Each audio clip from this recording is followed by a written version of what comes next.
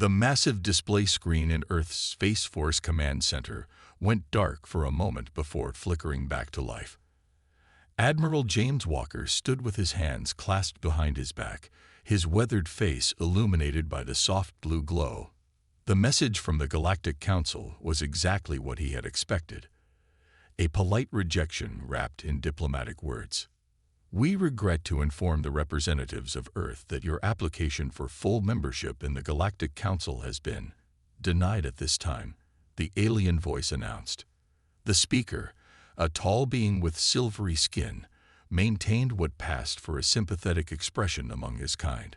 Around the command center, dozens of Earth's top military and scientific leaders maintained their composure, though Walker could sense their disappointment. Humanity had spent the last 15 years since first contact working tirelessly to prove themselves worthy of full membership.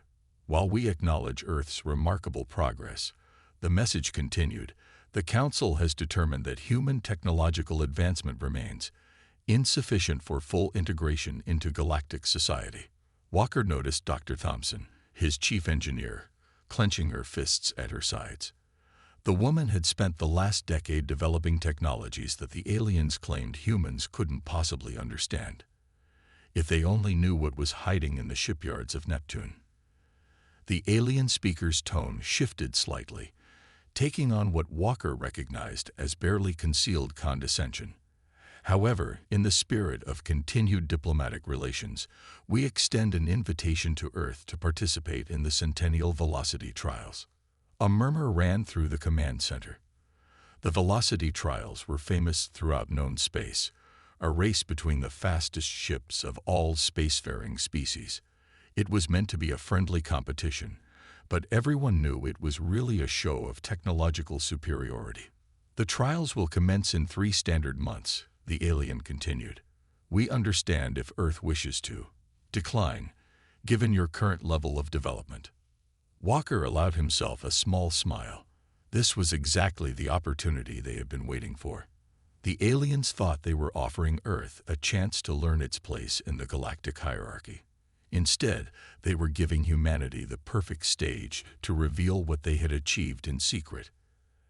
Admiral, one of his junior officers spoke up after the message ended. They're mocking us. They expect us to either embarrass ourselves or back down. Of course they do, Lieutenant, Walker replied, his voice calm and steady. The Council races have spent thousands of years developing their faster-than-light technology. They believe they've mastered every possible way to travel through space. Their arrogance is about to become their greatest weakness. He turned to Dr. Thompson, whose earlier anger had been replaced by a gleam of excitement in her eyes. How close is the Thunder Child to being ready? We completed the final test runs last week, she replied, unable to keep the pride from her voice. The quantum wake drive works perfectly. We've achieved speeds that would make those smug council members choke on their words. Walker nodded, surveying the room. Send our response to the council. Tell them Earth graciously accepts their invitation to the velocity trials. He paused, allowing himself another small smile. And let's make sure to thank them for this opportunity to learn from our more advanced neighbors. The room erupted in knowing chuckles. They all understood what was coming.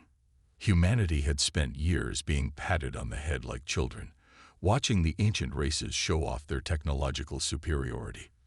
But humans had done what they did best. They looked at the problem differently, found solutions where others saw only established limits. In 3 months, the Galactic Council would learn a lesson that humans had learned long ago. Never underestimate a species that had gone from horse-drawn carriages to the moon in less than 70 years. As the command center buzzed with excited conversation, Walker looked out the massive window at the stars above Earth. Soon, those stars would bear witness to humanity's greatest achievement, and the look on the council members' faces would be worth every moment of condescension they had endured. The challenge had been issued, the trap had been set, and humanity was about to show the galaxy why it was dangerous to mistake patience for weakness. Hidden behind Neptune's blue swirls, Earth's most ambitious project floated in the darkness of space. The Thunder Child wasn't particularly large or impressive looking, at least not to an outside observer. Its smooth, dark hull absorbed nearly all light, making it look more like a shadow than a ship. Dr. Anna Thompson stood at the observation deck of Neptune Station, watching as maintenance drones made their final checks on the vessel. Behind her, footsteps echoed on the metal floor as Admiral Walker approached. "How does she look?" Walker asked, coming to stand beside her at the window. "Beautiful," Thompson replied, pressing her hand against the cold glass. "And more importantly, she's ready." The quantum wake drive exceeded all our expectations in the final test run. Walker nodded, his eyes fixed on the ship. "Show me." Thompson led him to the station's main control room, where dozens of screens displayed data from the Thunderchild's test flights. She pulled up a holographic display showing the ship's revolutionary drive system. "The aliens think they're clever," Thompson explained, manipulating the hologram with practiced gestures. "They fold space, creating artificial shortcuts between points. It's complex, energy-intensive, and exactly what you'd expect from races that have grown too comfortable with their own genius." The hologram shifted, showing waves of energy flowing through space. But we humans noticed something they all missed. The universe itself is in constant motion. Space-time naturally flows like a river, creating currents and eddies of quantum energy. Instead of fighting against it, we learn to ride it. Walker watched as the simulation showed the Thunderchild sliding into one of these natural currents, like surfing a wave. "Exactly," Thompson smiled. "The aliens are so busy building elaborate tunnels through space that they never thought to look for the highways that were already there. The quantum wake drive doesn't force space to bend. It harmonizes with the universe's natural movement." She brought up another display, this one showing energy consumption rates. Their ships burn through massive amounts of power to maintain their artificial space folds. We use less than a tenth of that energy to achieve speeds they consider impossible. Because we're not trying to overpower physics, Walker understood. We're working with it. The most elegant solutions are often the simplest, Thompson agreed. Humanity's greatest strength has always been our ability to see what others overlook. Their conversation was interrupted by an alert from one of the monitoring stations. A Council observation ship had appeared at the edge of the solar system, presumably to check on Earth's preparation for the upcoming race. "Right on schedule," Walker muttered. "They're probably expecting to find us struggling with outdated technology." Thompson quickly activated the station's stealth systems, electromagnetically cloaking the Thunderchild from view.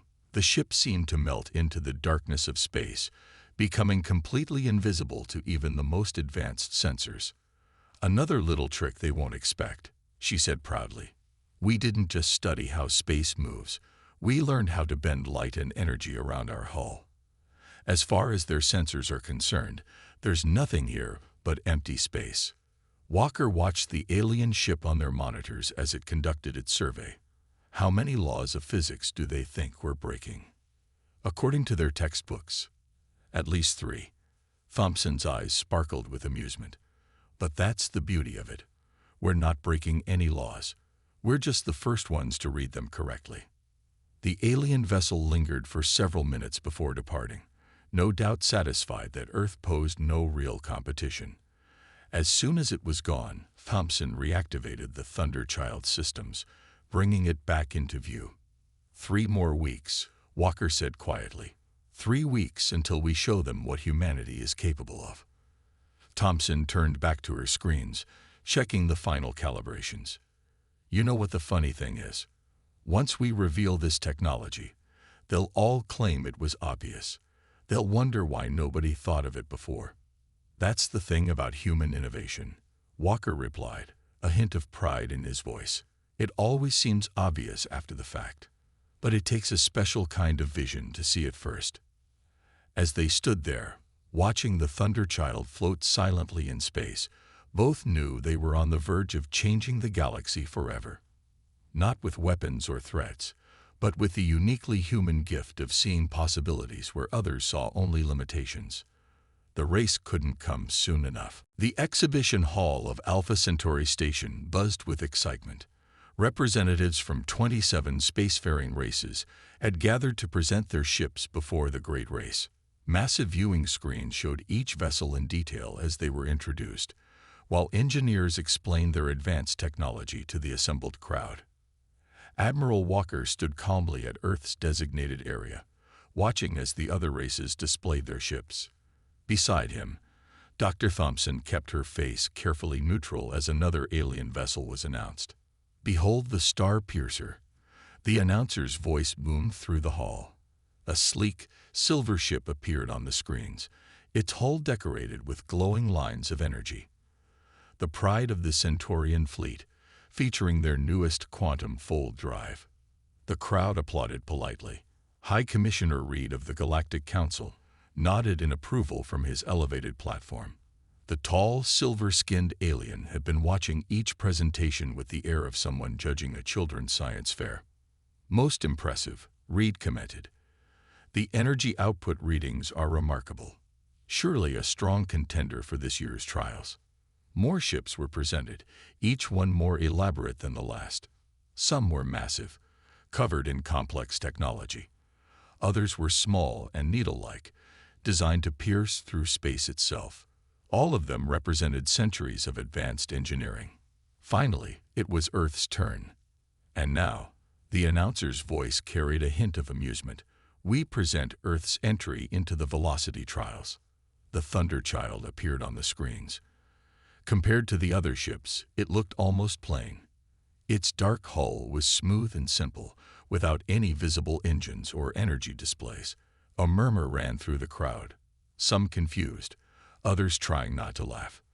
"That's it," someone in the audience asked loudly. "Where are the drive systems?" Walker stepped forward to the presentation platform.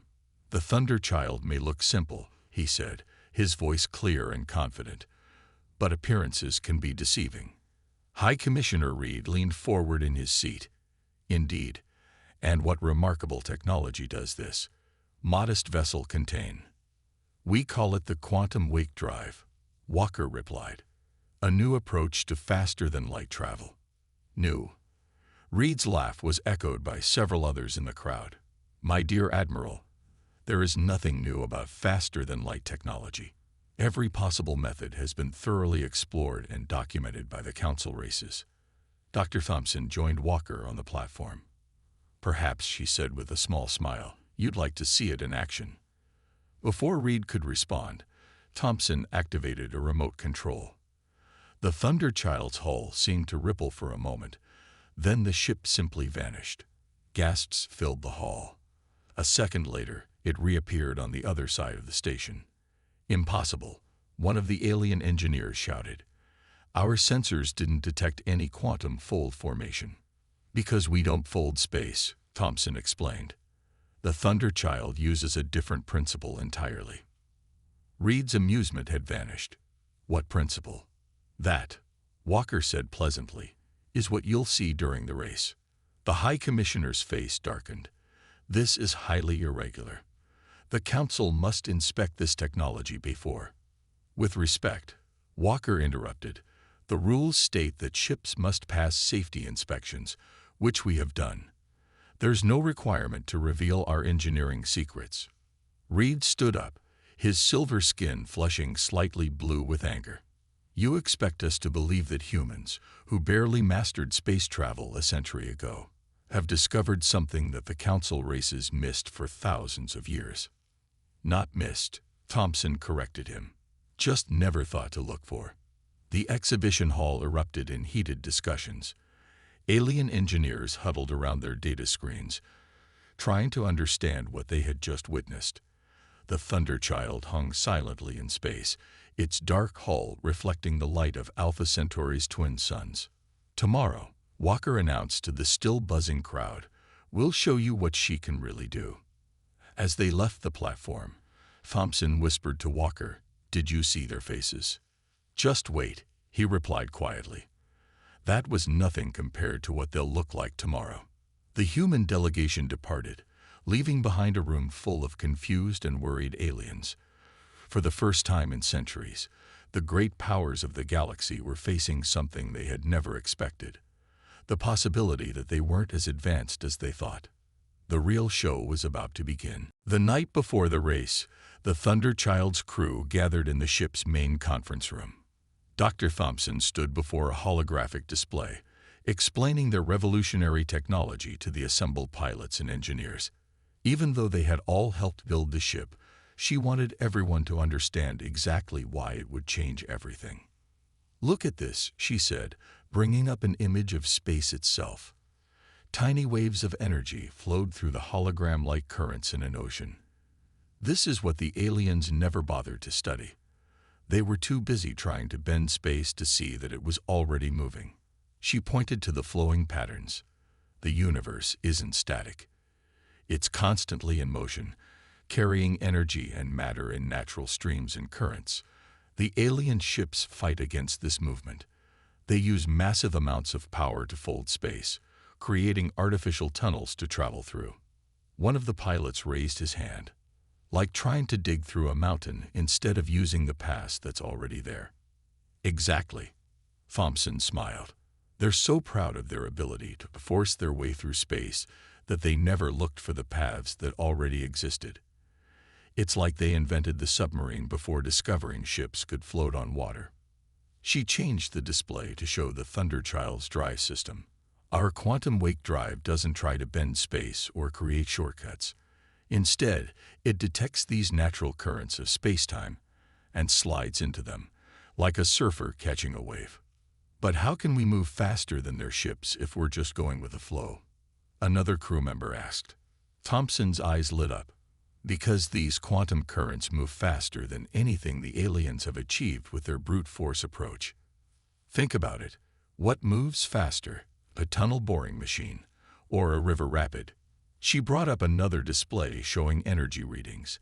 Their ships burned through enormous amounts of power fighting against the universe's natural movement. We use just a fraction of that energy to sync with it instead. It's the difference between trying to swim upstream or letting the current carry you. "And they never noticed these currents?" someone asked. "They noticed," Walker spoke up from the back of the room. "They just didn't think they were important.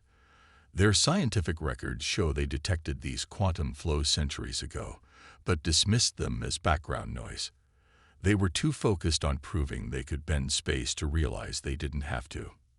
Thompson nodded. "That's humanity's real gift to the galaxy. We don't just look for new answers. We question old assumptions. While they spent thousands of years perfecting their space-folding technology, we asked a simple question: what if there's a better way?" The hologram now showed a simulation of tomorrow's race route.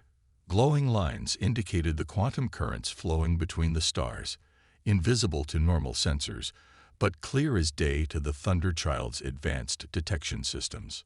"Look at this," Thompson traced one of the flowing lines with her finger. "There's a major current running almost exactly along our race route. The aliens will be burning massive amounts of energy to fold space, while we'll basically be floating downstream at 10 times their speed." She looked around the room, meeting each crew member's eyes. "Tomorrow, we're not just going to win a race. We're going to show the galaxy that sometimes the simplest solution is the best one. We're going to prove that humanity deserves its place among the stars, not because we're stronger or more advanced, but because we see things differently." "And after we win?" one of the engineers asked. "They'll want to know how we did it." "Then we'll teach them," Walker said firmly. "That's another thing that makes humans different. We don't hoard knowledge like the council races. We share it, because we know that's how everyone moves forward." As the briefing ended and the crew prepared for their rest cycle, Thompson stayed behind, watching the holographic currents flow through space. Tomorrow, these invisible rivers of quantum energy would carry humanity to its greatest triumph, not through force or cleverness, but through the simple act of seeing what was there all along.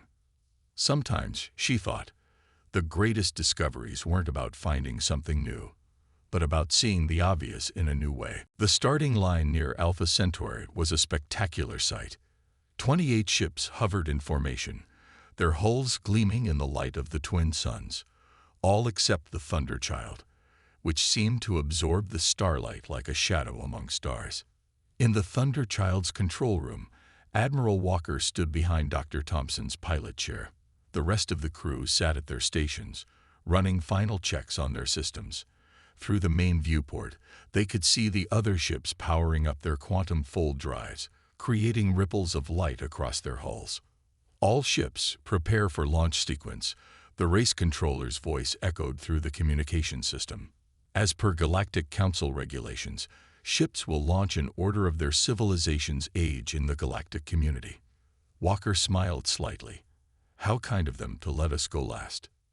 Launch sequence begins in 3 minutes, the controller announced. First wave, power up your drives. The oldest civilization's ships began to glow with energy. Their quantum fold drives created visible distortions in space as they prepared to launch. The race course was simple but challenging. From Alpha Centauri to the galactic core, a distance that normally took weeks to travel. First wave, launch in 10, 9, 8. The count reached 0, and 5 ships vanished in brilliant flashes of light as their drives tore holes in space. The crowd watching from Alpha Centauri station cheered at the display. Second wave, prepare for launch. Thompson's fingers moved across her control panel, activating the quantum wake detection systems. The screen in front of her lit up with flowing lines of energy, the quantum currents that the other ships were ignoring. Look at that, she whispered. There's a perfect current running almost straight to the core. It's like the universe is laying out a highway for us. Wave after wave of ships launched, each disappearing in their own spectacular display of forced space manipulation. Finally, only the Thunderchild remained. Earth vessel. The controller's voice carried a note of amusement. You may launch in 30 seconds. High Commissioner Reed's face appeared on their communication screen. I do hope your unique approach to space travel doesn't leave you stranded out there. It would be embarrassing to send rescue ships. We appreciate your concern, Commissioner, Walker replied politely. I'm sure we'll manage. Final launch in 10, 9, 8. Thompson's hands gripped the controls. Quantum wake drive powering up. Current detected and locked. 7, 6, 5. Hull resonance at optimal frequency. An engineer reported. We're ready to slip into the stream. 4, 3, 2. Show them what humanity can do, Doctor, Walker said quietly. 1. Launch. Thompson activated the drive. Unlike the violent space tearing of the other ships, the Thunderchild simply shifted. One moment it was there, the next it had melted into the quantum current like a leaf falling into a swift river. Inside the ship, the crew felt nothing more than a gentle push. Their screens showed them moving at velocities that should have been impossible, but the quantum current carried them smoothly, without effort. Status report, Walker commanded. All systems nominal, came the responses. Hull integrity perfect. Power consumption at 12% of expected levels. We're riding the current exactly as planned. Thompson checked their position. They had already passed the first wave of ships, though the other vessels' crews wouldn't know it yet. The Thunderchild's stealth systems made them invisible to conventional sensors. Sir, one of the sensor operators called out, you should see the readings from the other ships. They're burning through massive amounts of power maintaining their space folds. At this rate, most of them will need to drop out of fold space several times to cool their drives. Walker nodded. While we just float along with the current, using barely any power at all. Sometimes the simplest solution really is the best. As they watched their progress, the crew could hardly believe their own readings. They were moving faster than any ship in recorded history, and doing it with less effort than the others used just to power their lighting systems. How long until we reach the core? Walker asked. Thompson checked her calculations and smiled. At this rate, we'll be there before some ships reach the halfway point. The Thunderchild flew on, riding the invisible rivers of space, carrying humanity's future with it. The race had only just begun, But the galaxy was about to learn an important lesson about underestimating the species that had gone from horse-drawn carriages to the stars in less than 2 centuries. Chaos erupted in the Galactic Council's monitoring station. Aliens of various species rushed between control panels, checking and rechecking their readings. High Commissioner Reed stood in the center of the room, his silver skin now an unusual shade of pale blue as he stared at the main display screen. "This cannot be correct," he muttered, watching the data stream in. "Check the sensors again." A technician looked up from his station. "Sir, we've checked them 7 times. The readings are accurate. The human ship," he paused, as if afraid to say it out loud, "it's moving at speeds we thought were impossible."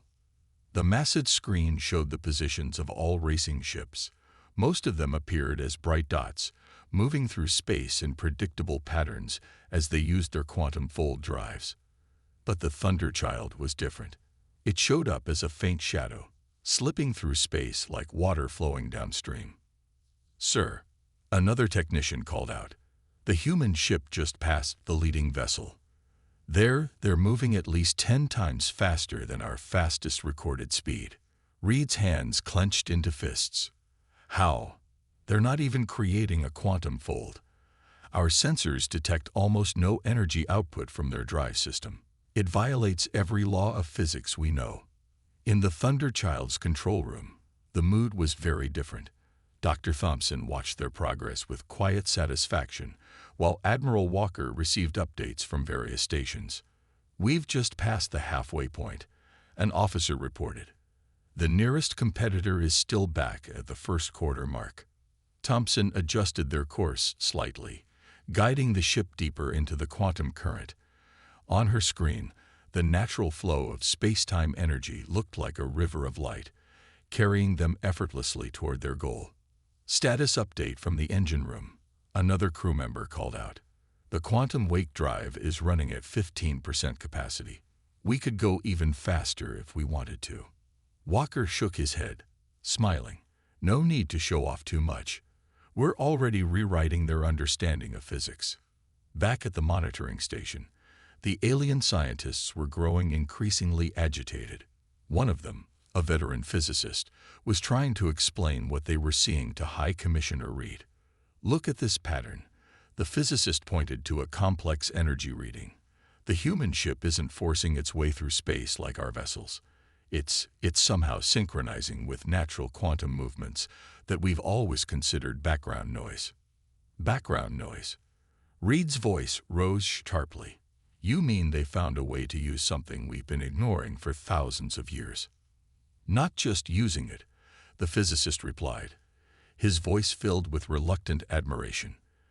"They've turned it into a highway through space, while our ships burn massive amounts of energy creating artificial pathways. They're simply riding the natural currents." The Thunderchild continued its journey, passing more competing ships. Most of them never even realized they'd been passed. The human vessel's stealth systems and its unique method of travel made it almost invisible to conventional sensors. "Sir," Thompson called to Walker, "you might want to see this." She brought up an external view on the main screen. The view was breathtaking. As they rode the quantum current, they could see the fabric of space itself flowing around them. Stars streaked by not as the usual lines seen in high-speed travel, but as swirling patterns that danced around their hull. "It's beautiful," Walker said softly. "All this time it was right here, waiting for someone to notice it." The monitoring station's alarms suddenly blared to life. "Commissioner," a technician shouted, "the human ship, it's approaching the galactic core. They'll arrive within hours." Reed sank into his chair, his proud posture finally breaking. Hours? The fastest projected time was supposed to be 2 weeks. This changes everything. As the Thunderchild soared through space, riding the quantum currents that had always been there, the crew felt a deep sense of pride. They hadn't just won a race. They had shown the galaxy that sometimes the greatest discoveries come not from building something new, but from seeing what was already there with new eyes. Humanity had done more than break physics. They had revealed that the universe itself had been trying to show them all a better way. If only they had been humble enough to look. The Thunder Child glided to a gentle stop at the Galactic core station, its dark hull reflecting the dense field of stars surrounding it. Inside the ship, the crew maintained their professional composure, but their eyes shone with pride.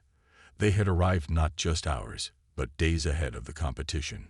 Dr. Thompson powered down the quantum wake drive and looked up at Admiral Walker.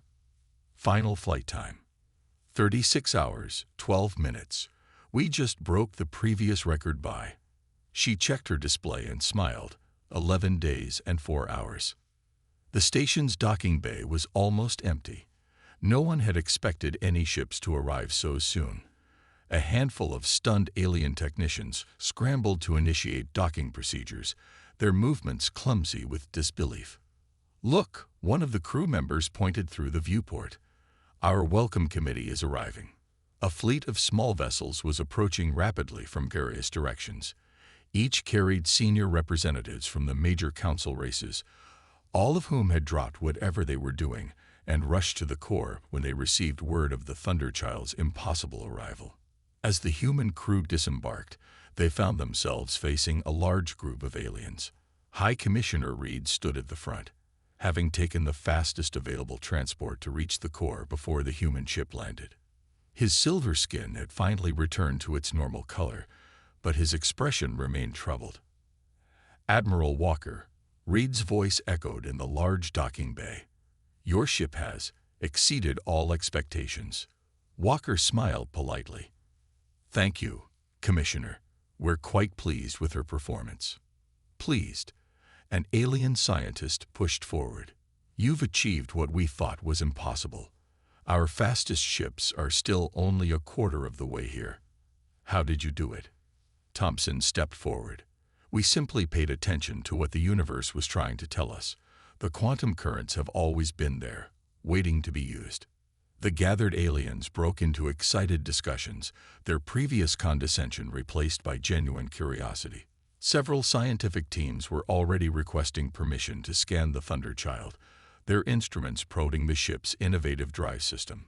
"The Council has called an emergency session," Reed announced, trying to maintain his dignity. "Earth's application for full membership will be reconsidered." "Actually," Walker replied calmly, "we've been thinking about that. Earth doesn't just want membership. We want to help establish a new division within the Council, one dedicated to sharing technological innovations between species." A murmur ran through the crowd. The Council races had always kept their advanced technology to themselves, using it as a measure of status. "Share?" Reed looked shocked. "You would give away the secrets of your quantum wake drive." "Of course," Thompson said, "because it's not just about the drive. It's about learning to look at problems differently. Humanity's gift isn't just this one invention. It's our way of questioning established assumptions and finding simple solutions to complex problems." Walker nodded. "Every race has something unique to contribute. We've learned that today. Our ships had different approaches, different technologies. Imagine what we could achieve if we combined our knowledge instead of competing with it." The aliens' reactions ranged from shock to thoughtful. Some were already discussing the possibilities, while others seemed uncomfortable with such a radical change to the galactic status quo. One of the alien scientists, older than the rest, stepped forward. "I have studied space travel for 3 centuries, he said slowly. "Yet in one day, humans showed us that our understanding was incomplete. Perhaps it is time for the Council to learn from its youngest members." Reed looked around at the eager faces of his fellow aliens, then at the quiet confidence of the human crew. Finally, he straightened to his full height.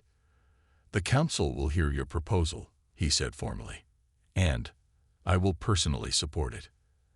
As the aliens crowded around Thompson, asking questions about the quantum wake drive, Walker stood back and watched. This was humanity's real victory, not just proving themselves, but opening the door to true cooperation between species. The Thunderchild hung silently in its dock, its dark hull still holding many secrets. But those secrets wouldn't stay hidden. They would be shared, studied, and built upon. Because humanity had learned long ago that the greatest achievements don't come from hoarding knowledge, but from sharing it. The race was over, but humanity's journey to change the galaxy had just begun.